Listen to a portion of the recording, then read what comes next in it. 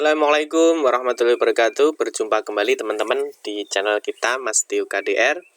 Nah, oke teman-teman, di kesempatan kali ini ya kita akan membahas seputar KIP kuliah ya, atau mungkin yang disebut teman-teman Kartu Indonesia Pintar Kuliah. Nah, ini nanti kita akan membahas teman-teman syaratnya apa saja dan keunggulan dari KIP kuliah itu apa ya. Nah, nanti mungkin bagi teman-teman yang sudah mendapatkan informasi ya, ini nanti bisa menjadi sebuah informasi tambahan. Dan mungkin bagi teman-teman yang belum paham ya, mungkin kesulitan biaya untuk melakukan masuk ke perguruan tinggi ya, baik negeri ataupun swasta ya. Mungkin nanti bisa menjadi sebuah informasi bahwa bagi teman-teman ya, atau bagi adik-adik yang mungkin sekarang masih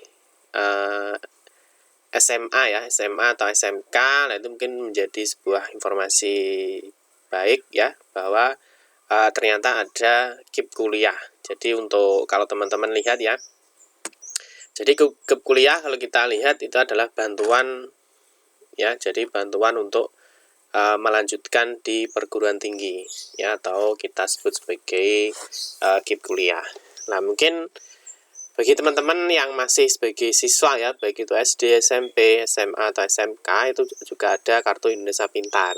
Nah, yang dimana ketika Anda memiliki Kartu Indonesia Pintar atau mungkin kartu-kartu bantuan yang lain, maka teman-teman mendapatkan bantuan untuk untuk bantuan di pendidikannya atau di sekolahnya. Nah, kita nanti akan membahas teman-teman syarat dan keunggulan KIP kuliah ya, atau Kartu Indonesia Pintar Kuliah di tahun 2021. Nah, tapi sebelum kita membahas teman-teman, mungkin bagi teman-teman yang baru bergabung di channel ini ya, jangan lupa klik tombol like dan subscribe, silahkan bunyikan lonceng notifikasinya biar Anda selalu mendapatkan informasi-informasi terbaru dari kita. Oke teman-teman, kita langsung saja ya. Jadi untuk sekilas mungkin teman-teman juga sudah paham ya, mungkin sudah banyak informasi yang beredar mengenai KIP kuliah ya. Nah, mungkin bagi teman-teman yang masih bingung atau masih belum memahami apa itu KIP kuliah, nanti kita akan memberikan sedikit informasi ya teman-teman. Nanti teman-teman bisa melanjutkan mencari informasinya di link-link yang nanti akan kita sertakan. Oke, yang pertama teman-teman, jadi kita akan melihat dulu dasar dari KIP kuliah ya teman-teman. Jadi berdasarkan Undang-Undang Nomor 12 Tahun 2012 ya, tentang pendidikan tinggi, pemerintah Indonesia berkewajiban meningkatkan akses dan kesempatan belajar di perguruan tinggi ya, serta menyiapkan insan Indonesia yang cerdas dan kompetitif. Nah, oleh karena itu pemerintah akan selalu berupaya untuk menjamin ya bahwa anak Indonesia yang kurang mampu, ini ya teman-teman ya, terutama yang memiliki prestasi akan dapat terus menempuh pendidikan hingga jenjang kuliah melalui program Indonesia Pintar. Jadi kalau kita lihat teman-teman, jadi untuk program KIP kuliah atau program Indonesia Pintar Kuliah, nah ini dimaksudkan ya teman-teman untuk membantu siswa-siswa atau anak-anak Indonesia yang kurang mampu ya, terutama yang memiliki prestasi, biar siswa itu tetap bisa melanjutkan ke perguruan tinggi. Ya, PIP adalah bantuan berupa uang tunai, ya, perluasan akses dan kesempatan belajar dari pemerintah yang diberikan kepada peserta didik. Ya, ini ya tadi yang sudah saya sebutkan di awal, ini peserta didik ya. Jadi untuk SD, SMP, SMA, dan SMK. Dan nah ini ya, mahasiswa yang berasal dari keluarga miskin atau rentan miskin ya, untuk membiayai pendidikan. Hal ini menjadi dasar komitmen pemerintah yang menetapkan akses pendidikan tinggi. Hal ini menjadi dasar komitmen pemerintah yang menempatkan akses pendidikan tinggi bagi seluruh masyarakat sebagai salah satu prioritas pembangunan. Ya teman-teman, jadi untuk berdasarkan undang-undang ini ya, jadi bagi teman-teman yang mungkin sudah lulus SMA atau SMK ya ingin melanjutkan ke perguruan tinggi tapi tidak memiliki biaya pendidikan untuk melanjutkan, dan ini bisa memanfaatkan KIP kuliah. Nah, ini berdasarkan Permendikbud nomor 10 tahun 2020 ya, tentang program Indonesia Pintar. Nah, ini bahwa PIP diperuntukkan bagi mahasiswa yang diterima di perguruan tinggi, termasuk penyandang disabilitas, dengan prioritas sasaran mahasiswa pemegang KIP ya, mahasiswa dari keluarga miskin atau rentan miskin, dan atau dengan pertimbangan khusus mahasiswa afirmasi Papua dan Papua Barat serta 3T dan TKI. serta mahasiswa terkena bencana konflik sosial atau kondisi khusus. Nah, ini teman-teman ya. Jadi nanti di Permendikbud nomor 10 tahun 2020 ya, ini menjelaskan bahwa PIP itu diperuntukkan sebagai berikut ini ya, terutama bagi teman-teman yang kurang mampu ya untuk melanjutkan di jenjang perguruan tinggi.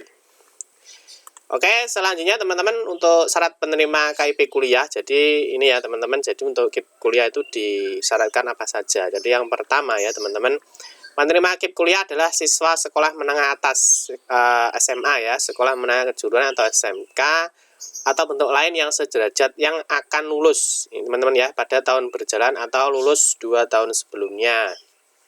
Nah ini berarti kalau misalkan lulusan di tahun 2021 ya, ini berarti kan 2021 kan berarti tahun berjalan ya teman-teman.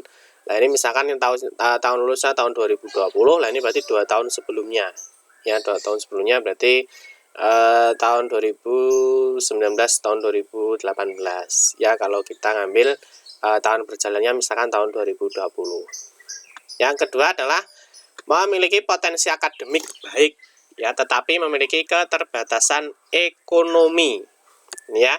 Jadi memiliki potensi akademik yang baik, jadi potensi akademik ya baik itu rapornya ya, jadi di raportnya biasanya digunakan adalah rapor ya teman-teman ya. Jadi memiliki rapor baik tapi memiliki keterbatasan ekonomi yang didukung dengan bukti dokumen yang sah ya, ini biasanya dan diserahkan adalah nilai rapornya, apa dia nilainya bagus apa tidak di ketika mengikuti pendidikannya.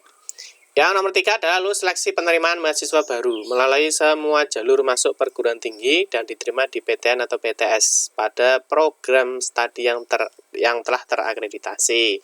Jadi nanti teman-teman bagi yang sudah mengikuti seleksi ya penerimaan mahasiswa baru, jadi nanti untuk seleksinya ya ada SMPTN, ada SBMPTN, ada UTBK dan juga ada Mandiri. Nanti teman-teman bisa mengikuti jalur yang mana yang teman-teman minati.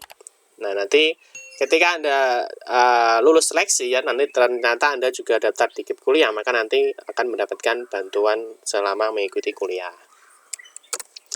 Selanjutnya keterbatasan ekonomi calon penerima KIP kuliah itu dibuktikan dengan ini teman-teman ya. Jadi kepemilikan program bantuan pendidikan nasional dalam bentuk kartu Indonesia Pintar. Nah ini tentunya teman-teman yang memiliki kartu Indonesia Pintar ya. Nah nanti bisa mengikuti KIP kuliah ini. Yang nomor 2 berasal dari keluarga peserta program Keluarga Harapan atau PKH. Bagi teman-teman yang pemegang PKH ya, pemilik kartu Keluarga Sejahtera atau KKS. Mahasiswa dari pantai sosial atau panti asuhan, atau yang nomor 5 ya, mahasiswa dari keluarga yang masuk dalam desil kurang atau sama dengan kategori 4 pada data terpadu kesejahteraan sosial DTKS ya. Jika calon penerima tidak memenuhi salah satu dari 5 kriteria di atas, maka dapat tetap mendaftar untuk mendapatkan KIP kuliah asalkan memenuhi persyaratan tidak mampu secara ekonomi. Ini ya teman-teman ya. Jadi misalkan tidak memiliki KIP, tidak memiliki PKH, tidak memiliki KKS, atau ya bukan dari panti sosial atau panti asuhan ya, mungkin teman-teman nanti tetap bisa ya, nih ya, tetap bisa mendaftar di KIP kuliah asalkan memenuhi persyaratan tidak mampu secara ekonomi sesuai dengan ketentuan yang dibuktikan dengan pendapatan kotor gabungan orang tua atau wali paling banyak 4 juta rupiah setiap bulan, atau pendapatan kotor gabungan orang tua atau wali dibagi jumlah anggota keluarga paling banyak Rp750.000. Ini ya teman-teman ya.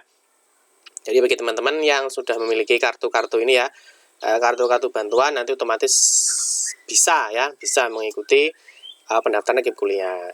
Tetapi apabila tidak memiliki ya, tidak memiliki nanti tetap bisa mengikuti ya, tapi dengan ini memenuhi persyaratan tidak mampu secara ekonomi. Berarti nanti dibuktikan apa? Ya mungkin bisa minta slip gajinya ya, nanti mungkin bisa dibawa ke kelurahan ya.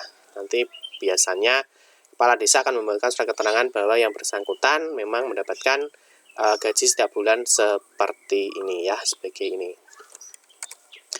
Oke, selanjutnya teman-teman, keunggulan dan jangka waktu pemberian KIP kuliah ya. Ini keunggulannya ya teman-teman, jadi pembebasan biaya pendaftaran seleksi masuk perguruan tinggi.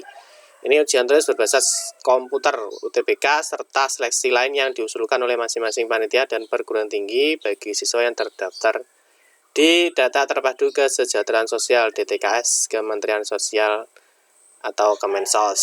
Ini ya, pembebasan biaya kuliah atau pendidikan yang dibayarkan langsung ke perguruan tinggi. Bantuan biaya hidup mulai tahun akademik 2021-2022, biaya hidup ditetapkan oleh Puslapdik berdasarkan perhitungan besaran indeks harga lokal dari masing-masing wilayah perguruan tinggi. Ini ya teman-teman.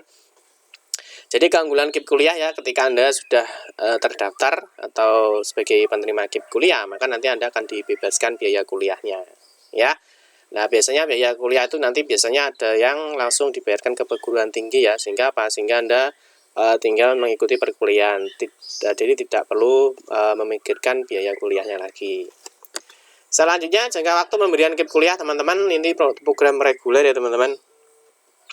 Jadi untuk program reguler, nah ini di sini program reguler untuk sarjana maksimal 8 semester, untuk diploma 4 atau D4 maksimal 8 semester, diploma 3 maksimal 6 semester, dan diploma 2 maksimal 4 semester.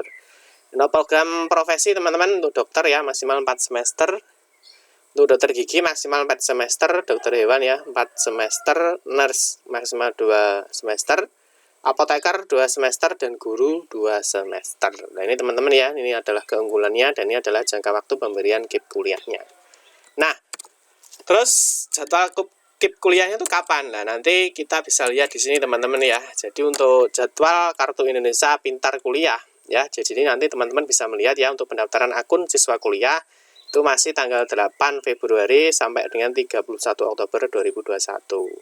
Untuk SNPN dan SNPTN teman-teman ya masih tanggal 12 Februari ya sampai dengan 18 Maret.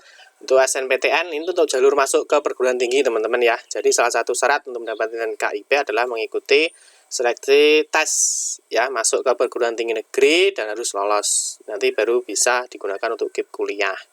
Karena untuk KIP kuliah adalah bantuan bagi siswa-siswi ya. Jadi siswa-siswi yang ingin melanjutkan ke perguruan tinggi. Nanti silahkan masuk aja ke linknya ini teman-teman ya, kipkuliah.kemdikbud.go.id. Oke teman-teman, cukup sekian saja ya, semoga bermanfaat bagi teman-teman yang mungkin ada kendala biaya tapi ingin melanjutkan ke perguruan tinggi. Ya, semoga dengan adanya informasi ini, semoga bisa bermanfaat untuk kita semua. Nah, di pertemuan selanjutnya teman-teman, kita akan membahas bagaimana cara daftar KIP kuliah ya. Mungkin ada yang belum bisa, nanti silahkan pantau aja di channel kita, supaya Anda mendapatkan informasi-informasi terbaru dari kita. Oke teman-teman, terima kasih yang sudah menonton video ini. Mohon maaf jika ada salah kata dalam memberikan informasi dan penjelasan. Kita berjumpa kembali di video-video berikutnya. Saya Giri, wassalamualaikum warahmatullahi wabarakatuh.